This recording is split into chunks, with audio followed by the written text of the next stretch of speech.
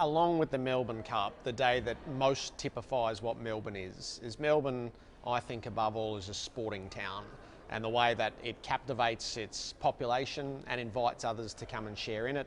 It is a cultural celebration as well as a game of football, because it's so entrenched in how we see ourselves. And it's like Christmas Eve, the build up to it. The parade, and then there's this tremendous lull and the dawning of grand final day and all the possibilities with it. And you know that whatever happens on the field, it echoes through whatever eternity is in Melbourne. The deeds of grand final day at the MCG echo through that. It's been a big year, full of controversy. Despite all the controversy that we've seen throughout the year, what's been your highlight? Oh yeah, well you're right, there's been more lowlights than highlights. The last month has taken us back to the purity of the game. The final series, I think, has been exceptional. And I probably have two highlights. Is the rise of Fremantle is something that's, when you think about the 19-year journey of this club, which was born in inferiority, that's how it was designed, as the little brother of the West. It had that ridiculous anchor, which was sort of the centre of such mockery in a way. The team was the class clown. It got pillaged by rivals. It made poor trading decisions. It was entirely hopeless for good portions of its early history. And whatever rises it's had have proven false. But to see them on Saturday night at Subiaco and that wave of purple ecstasy that washed over the place, that's what footy is, I think. And those people who have lived through so much to get to this moment, theirs has been an astonishing journey, I think. And Gary Ablett winning the Brownlow, that was the best player in the competition, winning its most coveted award for the second time with the last vote of the night. Universally popular. He was tremendously humble in all of it, and I think it does ensure that he is the player of this generation. This has been a star-studded generation, but Gary Ablett through time will be remembered as the player of it, and the second Brownlow goes a long way toward that. And how important is Saturday in the context of what has happened this year? It's important, but it doesn't hold everything. If it ends up being a blowout result, either way, it will still be a tremendous story for the victor. So, I guess we've been through too much with grand finals to hedge everything on a thrilling game and a close finish. Last year's season finale was just spectacular, one of the best that we've had, and we are on a run of them. But if it goes the other way, there'll be celebration around the winners. So you can't hedge everything in it, but it is the last moment of the season. I'm not sure that it will define the season. My personal view is this is always going to be remembered for the asterisk, which was the Essendon drug saga. I suspect 2013 will be entrenched in history as that.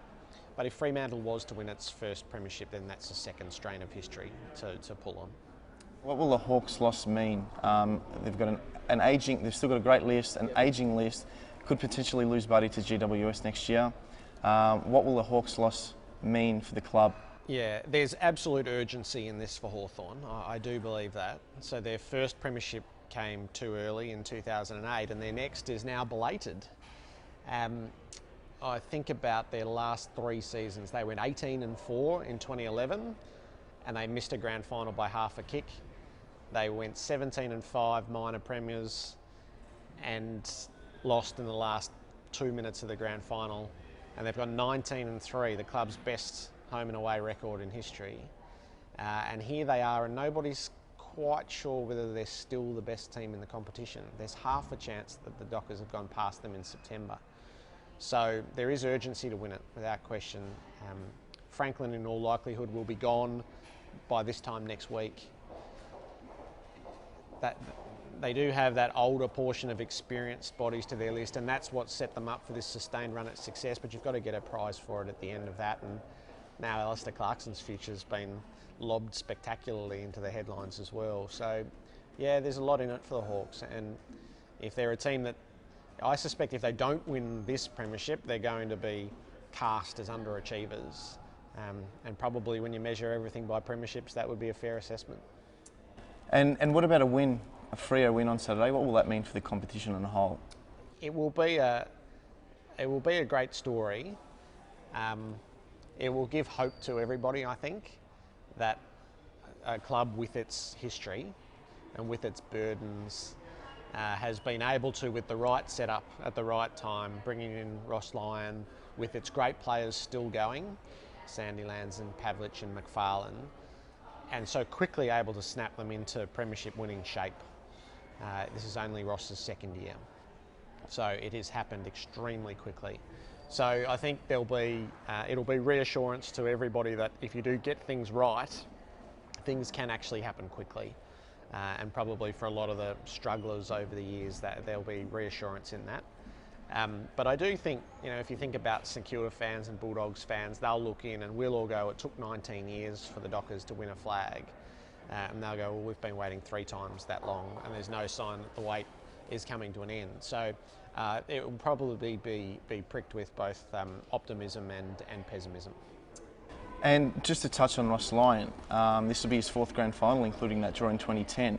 What will a loss do to his legacy? He's considered one of the best coaches in the league. Yep. A 4th loss or a 3rd loss and a draw, what will that do to his legacy?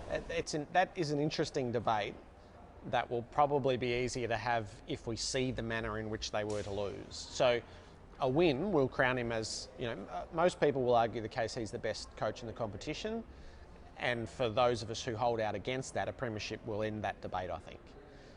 Losing, it will raise the question of, and this is the beauty of this grand final, it's the best attack versus the best defence. Is in the years where Lyon had St Kilda at their drilled down best, they were still beaten on the last day by the team who played the purer attacking brand of football with all the elements of defence still. But Collingwood and Geelong both got St Kilda in the end. So that will be the interest in the debate. I think the last 5 times that the grand final has pitted the best defence against the best attack, the best defence has emerged as the premier. So if that's not the case this time around, then there'll probably be a lot of second guessing as to whether that style of football will eventually win a flag. I think that debate will be premature for what that's worth, because Fremantle will have more than one run at this. And at what point do you think Lyon won the respect of Fremantle supporters? There was that whole Mark Harvey exodus, or how they got rid of Mark Harvey, and the controversy surrounding that. At what point do you think he finally won the respect of the supporters? Reasonably early, but not straight away. Canny supporters would have recognised what the Dockers had done. It was unpalatable, without doubt. Once you move past that, it comes down to what the results are, because football, for all else, is judged on the win-loss business. So early in that first season, they played some really unattractive footy. Some games they won, some games they lost. So I think it probably tested people for about the first 8 rounds, but then when you could see it start to come together, and it clearly came together in the elimination final last year, where they came as huge underdogs and whacked Geelong, that's when you could see it. So this is expected progression in a way, but all the way to the grand final. The way they've done it by beating Geelong at Kardinia Park and then just handling the Swans in the most frightening manner. There'll be nobody standing against Lyon at the moment. Going back to Essendon, Stuart Crameri has. It's been reported that he wants out of the Bombers, moved to the Bulldogs. Do you think that's a move for greater opportunities, or do you think that's an onset of an exodus out of Essendon after what's happened this year? My personal view is this is very pure. This is about opportunity and money. And the Bulldogs have been absolutely determined in wanting Crameri. I think they've been after him for the last at least 3 months. I think this is for pure football reasons. He will certainly get paid more at the Bulldogs. You get a longer contract than he would get at Essendon, and more will be revolving around him. I think he'd be a good pickup for the Bulldogs. It makes perfect sense, and now Essendon, rather than being pig-headed about it, should be looking for the best possible trade in the circumstances.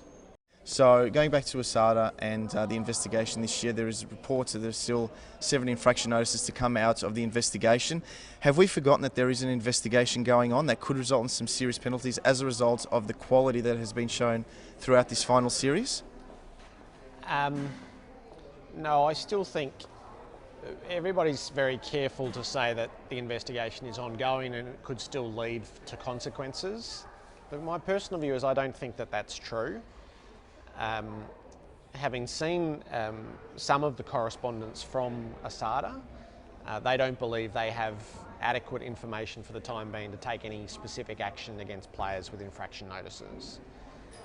What could change with that? Well, I suppose if they use their new powers to bring Stephen Dank in and somehow they're able to break him during the interrogation, then something could transpire from there. I think the chances of that are reasonably low. So I've felt this for quite a long time, is I don't believe that there'll be infraction notices against players. There's nothing that has happened that I'm aware of that would change that opinion. And so I think the rest of the competition now, in terms of looking at Essendon players, is looking at them with a clean slate. And if something happens down the track that's beyond everybody's control, then I think clubs will wear that if it happens. Where do you see Collingwood and Nathan Buckley at the moment? My view of Buckley is that he's yet to put things on his terms. And I think that it does make sense when you think about it. He was handed Mick Malthouse's team, a team that was in contention.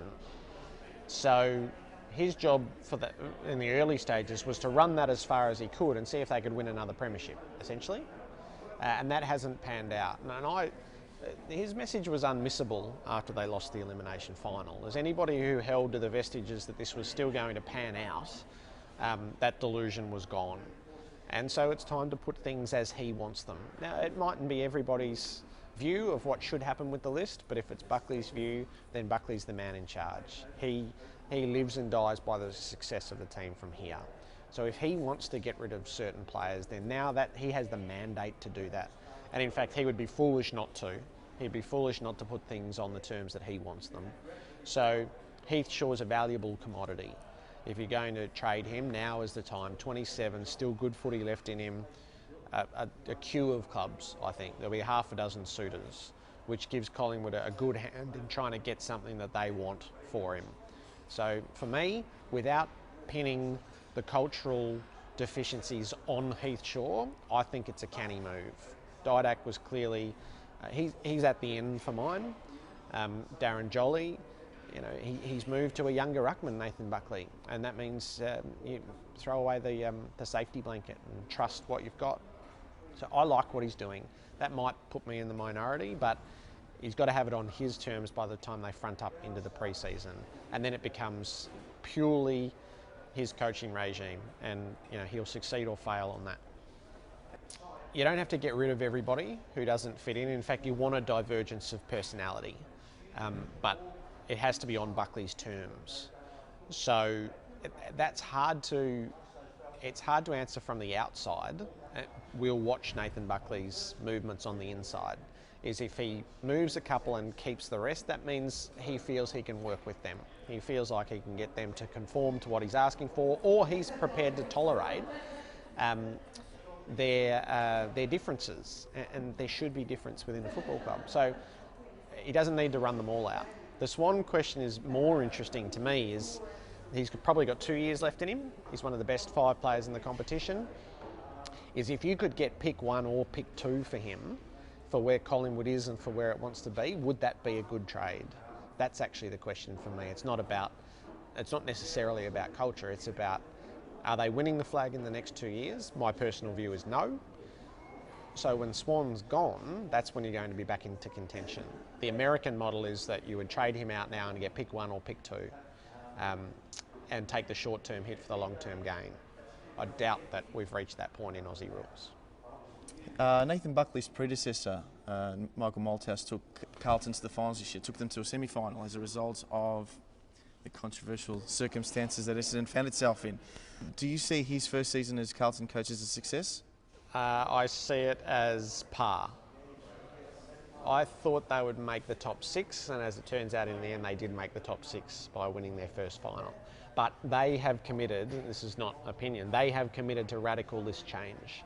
So Malthouse, I think, earlier than anybody at Carlton realised that this list is not winning a premiership. So he was brought in to finish the job, but there's no finishing that job. So Malthouse, I think, probably within 6 weeks of the start of the season realised that that change needed to be made. And from what I know, he felt that at least a quarter of his starting team wouldn't be there when they were ultimately successful. So I expect them to be probably the most active team in the trading window. I think they will go for Tom Boyd. I think they'll trade for the #1 draft pick, and they'll move heaven and earth to do it. I think they'll get Daisy Thomas. So I would expect to see a vastly different Carlton, by their own words. And that's, I guess, when you can start to make your judgments. Is again, Malthouse was coaching somebody else's team this year. He's had a good look at it. He doesn't like it, and he's going to make the changes that need to be made.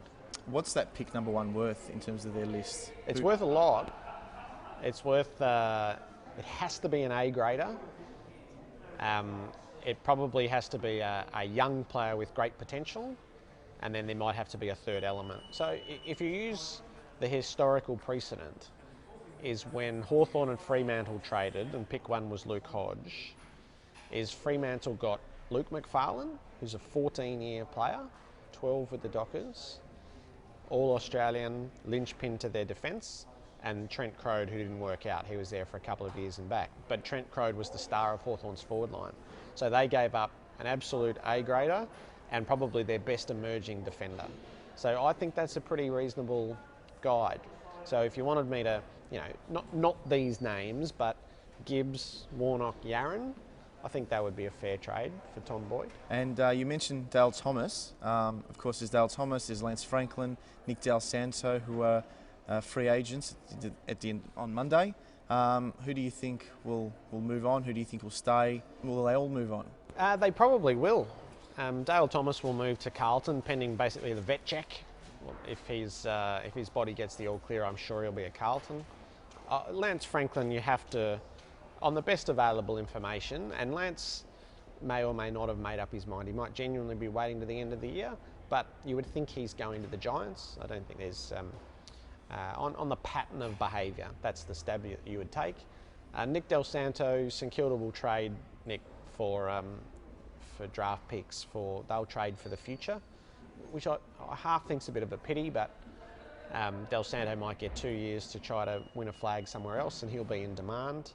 So I think those three will move, but I think there'll be a lot more trading than we're used to, and this is the world that's been encouraged. It looks to me like there's a lot of desperate clubs to get into the marketplace and see if they can replenish or fill the shortcomings in their list. Melbourne's clearly going to be active under Paul Roos, and that's the Roos model.